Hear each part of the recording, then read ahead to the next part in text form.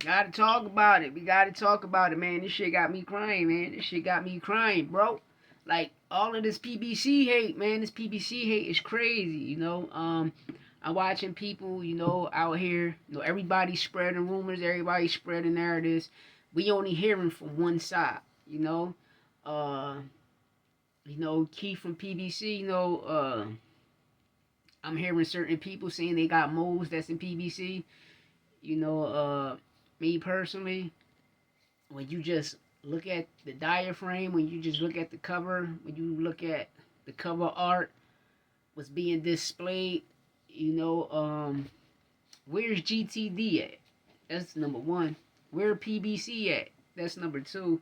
And last time I checked, you know, PBC, GTD, they all under Amazon Prime. You know, that's the network they work with, and it's just like everything is just MVP.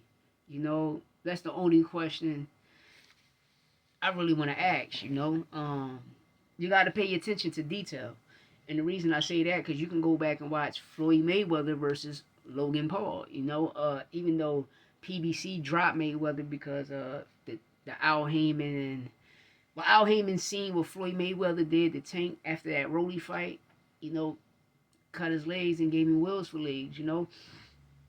But when you watch the Logan Paul situation, you still see PBC still part of it from Showtime, the pay per view, uh, Mayweather Promotions. You know, Al still got parts of that. It's a lot of things when you just look at the cover art of Mayweather versus Paul. You know, the time he fought Logan. And it's just with this situation right here, there's no GTD, there's no PBC, there's no nothing. Everything is just MVP, you know, and Netflix. And sometimes you gotta question yourself. And what I want to ask y'all a question is, if the fight don't happen, y'all want to say Tank Duck Jake Paul? I'm asking y'all that because me personally, the only rematch I ever wanted to see Tank rematch was Pitbull Cruz. Because this is not my opinion. You can watch the fight. The fight shows that Pitbull was whooping Tank ass from the first to the 12th. And y'all just going off Lamont because he probably had 4 to 5 good rounds. Pitbull had 12 solid good rounds. That fight could have went either way. That fight should have been a draw. But Pitbull got robbed. Pitbull Cruz got robbed. Yes, he got robbed. When y'all look at the Tank situation in New York, you gotta be mindful and skeptical about the New York situation because you just seen the Devin and Ryan situation. You watch Tank always say, the ties Victor Conte got in New York and with the New York State Athletic Commission, etc. The ties they got. You feel me? It's just all crazy, man. It's crazy. Everybody know every sport is corrupt. Every sport is corrupt, but it proves what I'm about to say, that every sport has a storyline. Shout out to Andre Ward, shout out to Andre Berto, the Dre's in the building. I'm watching Berto tell a story about the guy that he was fighting. I forget the guy's name, man.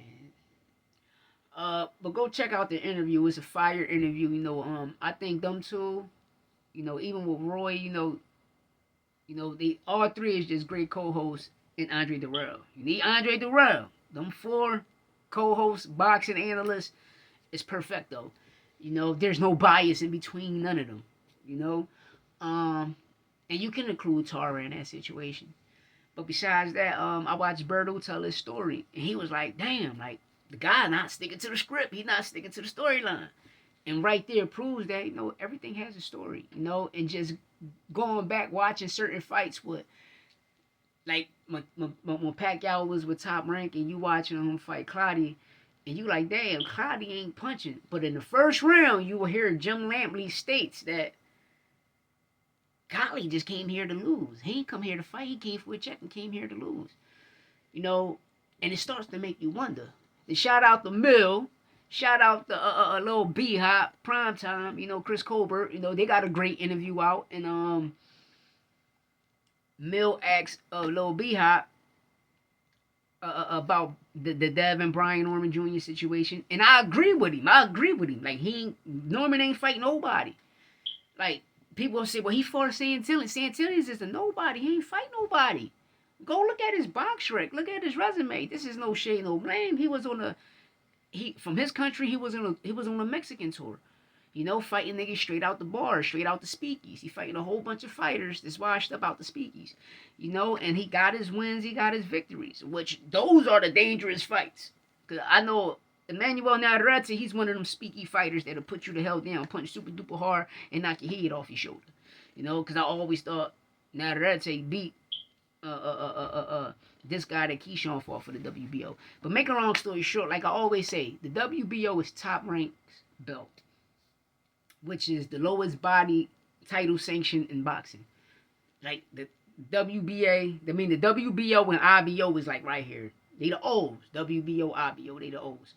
But the point I want to get back to is I'm glad Chris stated that, but he ain't fight nobody. You fought a whole bunch of journeymen. You supposed to do that to them. You ain't fight one elite fighter yet. And the last time we seen you with two elite fighters before those three fights was Bocheca, Figueroa, Bocheca, who dropped you, floored you, and would have won that fight if the fight would have kept going and it was a no contest. He would have won that fight because he dropped you, exposed you, showed that you ain't got no chin. And then with the Quentin Randall Jones, same thing. You won 12, bro. You even won 12 rounds when he went on his speaky tour. When he fighting people in the after hour in Mexico, he still went the distance before drunk niggas off tequila. Got to make it make sense. You understand me? But Devin Haney, you know, and Brian Norman, they got the same chin, but Devin Haney chin lasted 4 more rounds. His shit happened in 7, 8 rounds. Norman shit happened in 3. You know, but shout out to that interview. That interview was great. Go check it out. But we're going to see. We're going to find out. You know, everybody's speculating because you're hearing from one side. You know, you got to hear it from the PBC side. If PBC, nobody in PBC really coming out saying this is what's happening, you can't believe everything you hear. And I'm going to watch this shit unfold. And when it unfold, I'm going to be like, I told you niggas, man. Y'all got to stop believing everything y'all hear, man. How many people Virgil was going to fight? Remember, was Virgil supposed to fight Xander the first time? Then all of a sudden, he ended up fighting Madrimov. It's too much bad PR stunts going on in boxing. That's why it's so WWE-ish. Then when you watch Mike Coppinger, he said, a source told him. Oh, so you ain't get the correct information. Come on, man. Besides that, let me know what y'all think in the comments. You know, hit that subscribe button. And we're going to find out. You dig?